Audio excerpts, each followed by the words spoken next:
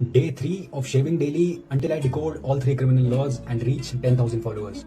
So guys, today we'll discuss death by negligence and we'll cover it in 2 parts. So today we'll discuss part 1 and in the second reel we'll discuss part 2, which is hit and run. So let's start with an example.